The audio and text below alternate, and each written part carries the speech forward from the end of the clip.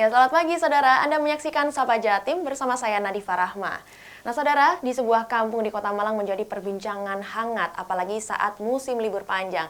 Nah, di musim libur panjang ini, kampung tersebut mendatangkan puluhan ribu wisatawan yang datang ke kampung tersebut. Bahkan di kampung ini membuat ekonomi warga bergerak.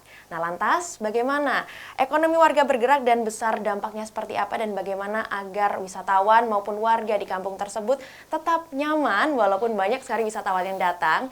Nah untuk itu kita akan bahas bersama karena saat ini sudah hadir Ketua Pokdarwis dari kampung tersebut yaitu Kampung Heritage Kayu Tangan. Sudah hadir di studio Kompas TV Malang. Ada Mbak Mila Kurniawati, Ketua Pokdarwis dari Kampung Heritage Kayu Tangan. Selamat pagi Mbak Mila. Selamat pagi Mbak Nadifa. Kabarnya gimana hari ini? Alhamdulillah sehat dan tetap semangat. Oke, nah kalau dilihat-lihat ini ya Mbak, kabarnya ya di kampungnya Mbak Mila ini ya, Kampung Heritage Kayu Tangan ini banyak sekali wisatawan yang datang, apalagi musim liburan kemarin, Betul begitu ya. sekali. Nah kalau dilihat Kampung Heritage Kayu Tangan ini awalnya bagaimana sih Mbak Mila? Kalau dulunya sepi, sekarang tiba-tiba jadi kampung wisata yang ramai dikunjungi, bahkan jadi ikon Kota Malang. Nah boleh diceritakan dong Mbak Mila? Iya, memang viralnya sekarang memang tidak terprediksi kami gitu ya, khususnya Kampung Kayu Tangan. Jadi memang kita melakukan kegiatan ini mulai dari 2018 sebenarnya gitu ya. Jadi Kampung Kayu Tangan memang sudah ada sejak lama, tapi untuk menjadi destinasi wisata kita mulai dari 2018. Tapi sebelum 2018 pun kita juga sudah 2 tahun sebelumnya sudah melakukan persiapan-persiapan. Dari mulai 2016 kebetulan dari pemerintah Kota Malang itu mengadakan festival rancang kampung tematik. Jadi kita ikut di situ. Jadi memang langsung kita belum serta-merta mengambil tema heritage waktu itu, kita mengambil tema salah satu di sana ada makam gitu, ada makam Bahonggo itu yang kita jadikan tema lomba menjadi kampung wisata religi awalnya gitu. Jadi memang dari 57 peserta se-Kota Malang kita ada di urutan 13 gitu. Jadi sudah ada istilahnya sosialisasi semacam itu. Jadi mulai ada apa ya? Jadi potensi warga yang coba kita gali, kita petakan semacam itu. Baru memang setelah adanya kampung wisata religi ini status makam Bahonggo waktu itu ternyata masih milik ahli waris. Akhirnya kan nggak bisa diotak-atik. Akhirnya dari situ kita ada kedatangan inisiator gitu. Jadi tidak murni dari warga sendiri. Ada beberapa inisiator, bisa kita sebut dari Dinas Pariwisata Kota Malang, ada tim ahli cagar budaya, ada Malang Heritage Community. Beliau-beliau inilah yang menginisiasi, yang coba memotivasi kami. Karena kalau kami sebagai warga kan nggak menyadari sesuatu itu wah ya, karena kita sudah sehari-hari hidup, tinggal di sana gitu. Jadi kalau orang lain yang melihat, pasti ada positifnya, daya tarik yang bisa dijual lah dalam tanda kutip gitu. Akhirnya dari situ persiapan, kita mengajak warga bagaimana turut berpartisipasi. Akhirnya pada 22 April 2018 kita siap meluncing Kampung Wisata Kayu Tangan ini menjadi salah satu pilihan kampung tematik yang ada di Kota Malang dengan tema heritage dengan nama Kampung Heritage Kayu Tangan. Oke, dari 22 April 2018 seperti ya. Tapi sebelum April 2018 ini kan sudah ada konsepnya ya dari 2016. Nah, Betul. Itu di 2016 gimana sih kondisinya Mbak Mila? Iya, jadi memang seperti pada umumnya kampung gitu ya. Jadi Kampung Kayu Tangan ini sebenarnya sudah di zona aman. Kami benar-benar yang di tengah kota, akses kemana-mana mudah gitu ya. Jadi untuk kami pun dari warga sendiri sebenarnya sudah punya pekerjaan. Jadi tidak punya kepikiran sama sekali untuk menjadi tempat wisata gitu ya. Jadi kegiatan kita hanya sebatas peringatan Hari Besar Agama, Hari Besar Nasional, hanya itu aja gitu. Tapi akhirnya tadi setelah ada inisiator datang, akhirnya kita mulai memetakan apa sih sebenarnya potensi yang kita punya begitu. Jadi Kampung Kayu Tangan ini sudah dikenal sebagai kawasan heritage-nya Kota Malang. Otomatis banyak bangunan peninggalan di zaman kolonial. Akhirnya memang itu terbukti. Di sana ada 600 rumah yang usianya sudah 50 tahun ke atas, ada fasilitas umum yang dibangun sejak era kolonial dan sekarang pun masih bagus gitu ya, terawat, terpelihara semacam itu. Akhirnya dari situ coba kita gali lagi apa literasinya di balik bangunan-bangunan yang ada gitu. Jadi coba kita pemetakan, kita mengajak masyarakat seperti apa sih nanti kalau ada pariwisata itu. Akhirnya kita juga didampingi oleh Dinas Pariwisata. Kalau kita sudah jadi destinasi wisata, otomatis Sabta Pesona itu harus dilakukan. Jadi mulai aman, bersihnya, nyamannya seperti apa. Jadi coba itu sosialisasi. Memang nggak mudah ya, butuh waktu juga sampai akhirnya di 2018. Jadi perjalanan kita 2 tahun sebelumnya akhirnya sudah menjadi sebuah destinasi wisata untuk umum lah gitu ya, yang merasa awalnya ini adalah kampung saya, sekarang tidak lagi bisa mengatakan itu karena sudah Kampung Kayu Tangan sudah miliknya Kota Malang bahkan Jawa Timur gitu. Oke, Kampung Kayu Tangan menjadi kampung kita bersama Betul. gitu ya kalau sekarang dibanding tahun 2016 lalu. Betul. Mulai inisiasinya 2016 sampai sekarang ini 2026 ternyata 10 tahun ya kalau dihitung. Betul. Sudah semakin ramai. Nah, kalau dilihat ya, Mbak Mila, kita juga sama-sama tahu ya, awalnya Kayu Tangan ini kan juga tidak viral dan juga tidak menjadi sorotan sebagai destinasi wisata di Kota Malang. Nah, titik balik kalau ngelihat ya, Kampung Kayu Tangan ini menjadi viral tuh gimana, Mbak Mila? Iya. Kalau saya sendiri kan warga lokal di sana, kebetulan saya juga mengikuti step by step-nya yang ada dimulai 2016, 17, 18 gitu. Waktu itu baru viral Kampung Warna-Warni Mbak waktu situ. Jadi kita juga hanya sekedar angan-angan aja bagaimana sih orang bisa datang ke Malang mampir ke Kayu Tangan gitu. Akhirnya memang bagaimana sih kita coba menata, mengatur dan segala macam. Akhirnya memang titik balik kita setelah COVID pastinya gitu ya, karena memang sebelum COVID itu banyak pilihan orang datang ke Malang gitu, entah ke Warna-Warni atau hanya sekedar kulineran sebelum ke Batu atau ke Kabupaten Malang. Tapi setelah ada pembangunan kotaku dari program pemerintah tahun 2020, akhirnya itu kan juga ada bagian kampung direvitalisasi oleh pemerintah kota, akhirnya dipercantik lah. Dari situlah memang titik baliknya yang awalnya orang nggak kenal Kampung Kayu Tangan, ternotis nih gitu ya, ternotis. Oh ternyata di balik koridor yang penuh lampu-lampu itu ada kampung yang menyimpan segala sesuatunya yang berharga lah gitu. Jadi dari 2020 ini ada program ya dari pemerintah kota? Betul. Jadi dari pemerintah kota lalu diimplementasikan sampai sekarang begitu? Betul, jadi 2020 ada program pemerintah yaitu program Kotaku, Kota Tanpa Kumuh. Sebenarnya kalau Kayu Tangan dibilang kumuh juga tidak juga gitu. Akhirnya memang fasilitas untuk menunjang kepariwisataan itu baru dibangun di 2020. Jadi akses untuk jalan kaki, pedestrian, ditambah lampu-lampu, penataan taman dan segala macam, akhirnya ini menjadi salah satu daya tarik lagi gitu ya. Jadi kalau ke Kayu Tangan mungkin dulu sepi, gelap gitu ya, kita takut. Akhirnya dengan program pemerintah, akhirnya sekarang lebih terang, lebih berwarna gitu. Akhirnya orang datang ke Kayu Tangan, tambah malam ternyata tambah rame. Betul. Karena menikmati lampu-lampu tadi. Makin malam makin rame, karena dulu sepi ya, sekarang Betul. jadinya makin rame. Nah, kita lihat ya kondisi di 2026 ini seperti apa, karena sudah 10 tahun begitu ya. Mulai dari 2016 Kampung Kayu Tangan Heritage ini berbenah, dan bagaimana kondisi saat liburan kemarin. Jadi jangan kemana-mana, tetap di Sapa Jatim.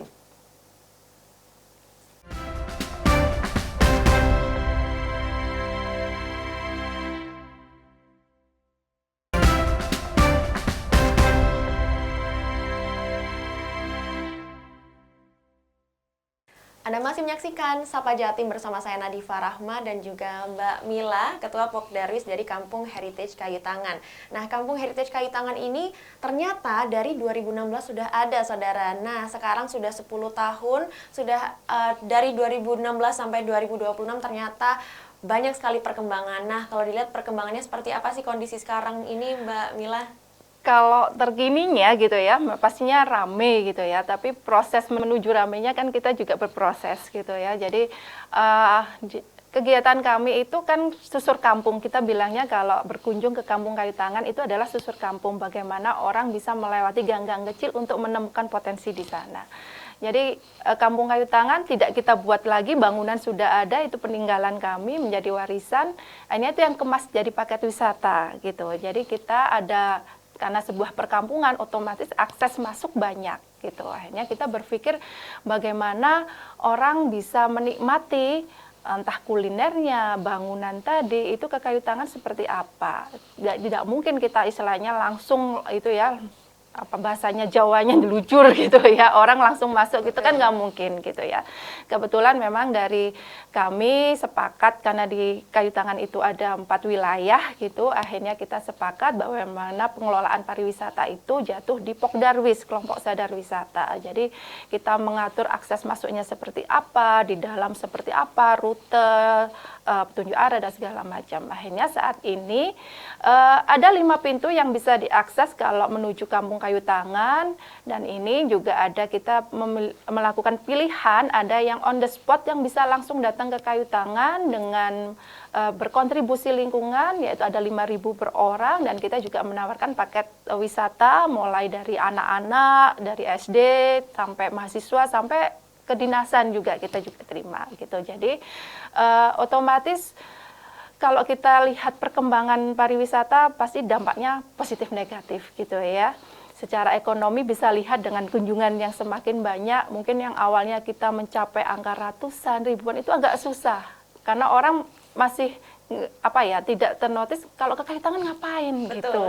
Jalan-jalan ke lihat rumah, mungkin di kampung lain, di kota lain lebih banyak cerita. Akhirnya bagaimana kita mengemas itu bagian dari narasinya dan segala macam. Akhirnya mulailah orang datang ke Kayu Tangan untuk jalan-jalan di koridor, terus akhirnya tertarik masuk ke dalam. Jadi kunjungan kita yang awalnya hanya di angka ratusan, ribuan, kalau sekarang sudah rata-rata perharinya itu sudah 1.000 orang, Mbak, untuk weekday.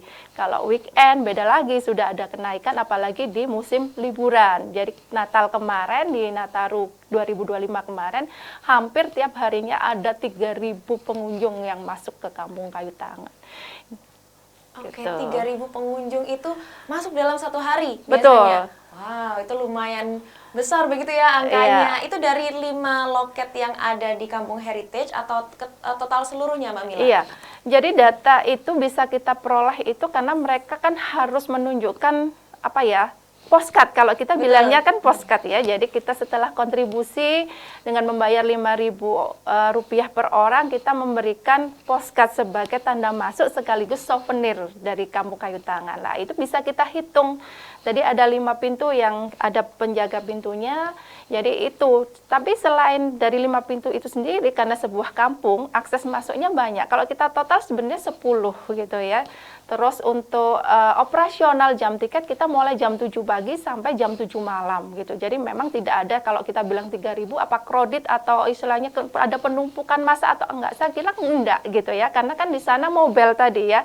Orang bergerak masuk bisa pilihan dari 5 pintu mulai jam 7 pagi atau jam 7 malam. Jadi keriwahannya pasti terasa gitu ya dibanding hari biasa, tapi semaksimal mungkin kemarin juga sudah terbukti tidak ada hal-hal yang negatif selama Nataru kemarin, semua juga nyaman, mungkin hanya di antrian aja sedikit gitu ya, biasanya nyaman jalan-jalan, mungkin agak menunggu aja gitu. Karena lebih padat ya. Betul. Saat libur panjang Nataru kemarin, karena memang Kampung Wisata Heritage ini unik dan juga murah ya, masuknya 5.000 dan juga udah dapat oleh-oleh postcardnya tadi.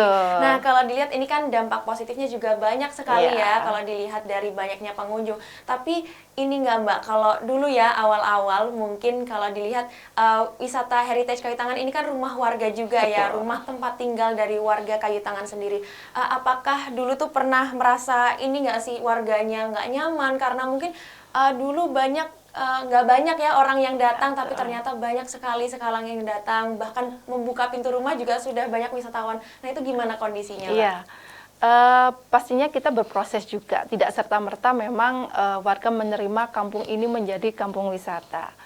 8 tahun perjalanan begitu, tetap aja dinamikanya selalu ada karena kita selalu berdampingan dengan warga. Tapi mulai dari awal kita memastikan untuk pemilik rumah bersedia enggak gitu ya, membuka rumahnya untuk umum atau untuk sekedar foto dan segala macam. Jadi kita memang punya kesepakatan bersama bagaimana untuk jam berkunjung kita sepakati, yang akhirnya kan sudah udah lama nih mulai jam 7 pagi sampai jam 7 malam, ya setidaknya kita menghormati juga kalau jam istirahat ya sudah, jadi sudah harus juga pengunjung harus keluar dan segala macam karena waktunya istirahat. Jadi banyak hal yang kita diskusikan gitu ya. Jadi kalau ke Kampung Kayu Tangan ini kan tidak hanya milik Pok Darwis, tidak milik marga, tapi kita keseluruhan. Jadi semua stakeholder yang ada di Kampung Kayu Tangan ini turut berpartisipasi, memberikan kesempatan, mempunyai banyak jadi pikiran dan segala macam yang bisa kita lakukan gitu ya. Jadi mulai bagaimana sih kenyamanan warga ini,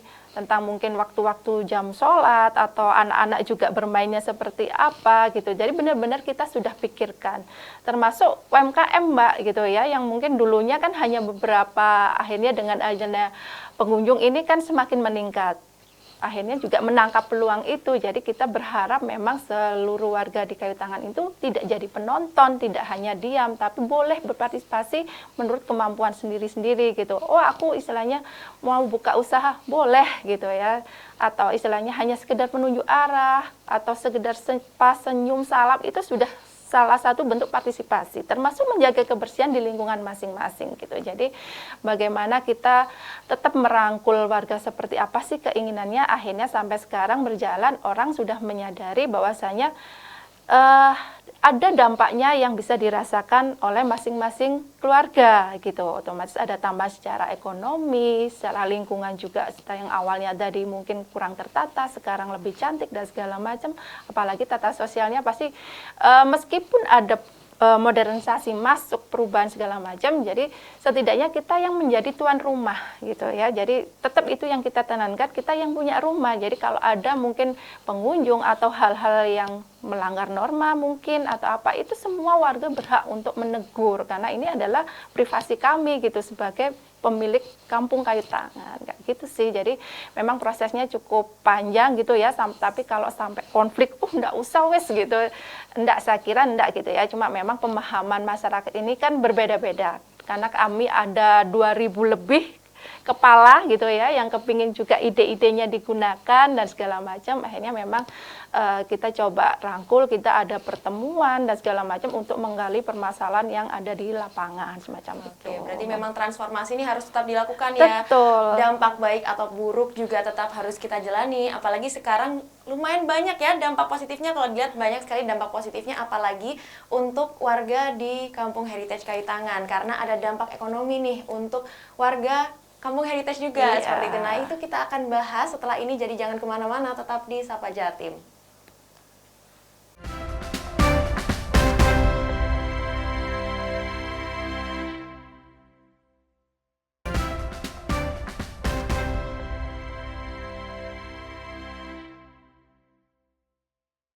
Anda masih menyaksikan Sapa Jatim bersama saya Nadifa Rahma dan Mbak Mila, Ketua Pok Darwis dari Kampung Heritage Kayu Tangan, yang ramai sekali dikunjungi wisatawan, ternyata memiliki dampak yang besar terhadap ekonomi masyarakat di Kampung Heritage Kayu Tangan. Nah, kita tanyakan langsung nih ke Mbak Mila, seberapa besar sih Mbak dampak ekonomi ke warga, karena kalau dilihat kan banyak sekali wisatawan dan juga muncul UMKM-nya banyak. Nah, Betul. itu bagaimana Mbak Mila? Iya. Kalau by data ya, karena dengan kunjungan tadi yang berbayar, otomatis kan kita punya simpanan ya, bahasanya masukan gitu ya, karena benar-benar murni pemasukan dari Kampung Kayu Tangan itu dari pengunjung aja. Pengunjung ada 2 segmen, yang on the spot dan reservasi. Jadi kita juga punya pengelolaan gitu, jadi memang punya sistem pengelolaan yang ada di Kampung Kayu Tangan, bagaimana hasil dari kunjungan itu bisa terdistribusikan ke warga. Jadi ini adalah milik warga gitu ya, kampungnya milik warga, yang bekerja sana juga warga berperan, akhirnya kembali ke warga. Jadi kita sudah sepakat bahwa pengelolaan keuangan kita itu per 6 bulan gitu. Jadi kita mendistribusikan sharing profit lah bahasanya gitu ya, sharing profit ke warga itu setiap 6 bulan sekali. Jadi warga juga sudah menambah secara ekonomi. Kebetulan kalau di Kayu Tangan ini contohnya aja, setiap warga kan pasti punya kewajiban membayar iuran untuk kebersihan, keamanan. Nah, sejak adanya pariwisata, mereka sudah nggak perlu bayar karena sudah terbayarkan melalui pariwisata. Untuk UMKM sendiri, sebelum adanya menjadi kampung wisata itu hanya mungkin hitungan sampai 30-40 orang. Tapi begitu adanya pengunjung yang sekian, yang makin lama makin banyak gitu, akhirnya warga menangkap peluang itu. Yang awalnya rumah tinggal sekarang sudah disulap menjadi kafe-kafe, warung-warung. Akhirnya sekarang ada 40 pilihan kalau ke Kampung Kayu Tangan, mau dine-in di sana, langsung makan di tempat di sana, itu ada kurang lebih 40. Sedangkan UMKM keseluruhannya itu sekarang naik pesat menjadi 250-an gitu. Jadi bagaimana kita memberdayakan warga. Contoh UMKM mungkin bagaimana yang dengan yang tidak punya usaha, dengan punya lahan yang besar atau rumahnya bisa dibuka. Akhirnya kita punya juga giliran ya, istilahnya punya daftar piket, bagaimana penyedia makannya seperti apa, makan siang. Karena kan yang reservasi butuh minum, butuh snack atau makan siang. Akhirnya digilir di situ. Jadi semua punya kesempatan untuk mendapatkan tambahan secara ekonomi semacam itu. Terus lagi apa ya? Kita punya oleh-oleh khas Kayu Tangan ya, mungkin itu juga muncul juga gitu kalau kita ke Kayu Tangan harusnya membeli oleh-oleh khas, yaitu kue on by cook. Itu juga menjadi salah satu pilihan karena dijual di Kota Malang belum ada nih, baru ada di Kampung Kayu Tangan. Oke, unik sekali ya dan menyenangkan, kita bisa jalan-jalan kuliner sekaligus menikmati wisata yang ada di kampung, bangunan-bangunan peninggalan zaman Belanda. Nah, ini kan tidak dimiliki di tempat lain itu ya, Mbak Mila. Nah, kalau dilihat juga dari Kampung Heritage Kayu Tangan ini juga memberdayakan lansia, saudara. Nah, itu gimana ceritanya, Mbak? Lansia ini dijadikan seperti apa, Mbak, lansia ini di Kampung Heritage?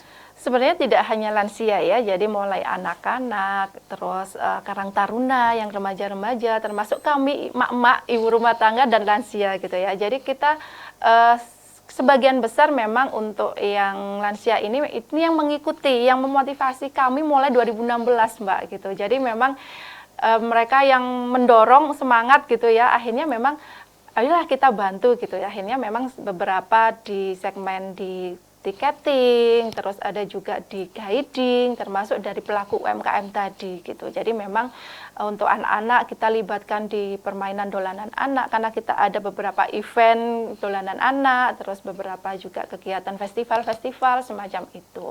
Bagaimana dengan Karang Tarunanya? Jadi kita semua juga terlibat, kita juga butuh untuk media promosi, marketing dan segala macam. Ini kalau kita mengandalkan mak-mak kayaknya kurang gitu ya. Akhirnya memang kita menggait yang usianya lebih muda gitu, yang punya inovasi-inovasi. Jadi kalau untuk semua segmen yang di Kampung Kayu Tangan, kita bilangnya semua stakeholder, semua pasti berperan gitu. Jadi karena memang dorongan kita yang udah punya kampung ini, jangan sampai kita yang jadi penonton. Jadi ayo monggo semuanya bergerak sesuai dengan kemampuan masing-masing, semacam itu. Luar biasa kolaborasinya ya, mulai dari anak-anak, karang taruna, anak Betul. muda, emak-emak sampai lansia ternyata diberdayakan karena adanya wisata di Kampung Heritage Betul. Kayu Tangan. Nah, harapannya ini juga akan terus keberlanjutan gitu ya, Mbak. Jadi tidak hanya sekarang dan viral-viral aja, tapi juga harapannya adanya keberlanjutan untuk Kampung Wisata Heritage Kayu Tangan ini. Betul. Nah, itu gimana, Mbak? Mungkin dari Pok Darwis nih, bagaimana caranya, Mbak, agar tidak hanya saat viral, kalau sekarang ini kan viral banget ya Kampung Heritage ini, jadi tidak hanya viral sekarang, tapi juga sampai tahun-tahun ke depan ini akan terus menjadi wisata yang berkelanjutan. Betul sekali, jadi memang cita-cita kami bersama dikenalnya Kampung Kayu Tangan ini kan nggak mau juga hanya 2-3 tahun ke depan, tapi melainkan sampai anak cucu kita juga merasakan gimana sih vibe-nya Kayu Tangan dengan nostalgianya, dengan keriuhannya dan segala macam. Jadi pastinya segala inovasi memang kita butuhkan gitu ya. Terlebih mungkin kami selaku Pokdarwis Kampung Kayu Tangan ini bagaimana bisa mengelola sistem itu bisa berjalan dengan baik dan benar gitu. Akhirnya nanti siapapun yang akan melanjutkan estafet kami gitu ya sudah punya program dengan sistem yang benar, bagaimana mengatur secara keseluruhan pengunjungnya, paket wisatanya, UMKM-nya, termasuk distribusi tadi, sharing profitnya dan segala macam. Jadi pastinya saat ini kita sedang melakukan perbaikan terus secara intern gitu ya, baik secara fisik di lapangan seperti apa sih kebutuhan-kebutuhan para wisatawan, kenyamanannya seperti apa, akses-aksesnya seperti apa, termasuk untuk ke sistem apa sih ya, kelembagaan itu sendiri gitu. Jadi siapapun nanti yang mau berperan sudah punya ada aturan di sana, jadi tinggal gampang melanjutkan, tidak ada istilahnya yang namanya konflik lagi gitu. Jadi semua sudah tertata bagaimana penyaluran distribusinya, terus ini UMKM-nya bagaimana meningkatkan SDM-nya, termasuk akhirnya sama-sama nyaman. Pengunjung kalau berkunjung ke Kampung Kayu Tangan nyaman, kami pun yang warga asli di sana juga merasakan nyaman. Jadi sama-sama berdampak karena kita sudah melakukan tidak hanya pariwisata berkelanjutan, tapi juga pariwisata yang bertanggung jawab. Luar biasa, berarti memang sekarang sudah mempersiapkan begitu ya untuk melanjutkan estafet perjuangannya ini, apalagi anak-anak muda begitu ya Mbak, karena kalau dilihat nanti anak cucu kita kan pasti ingin tahu begitu ya peninggalan zaman Belanda, rumah-rumah yang di kayu tangan ini seperti apa. Nah harapannya seperti itu ya Mbak Mila.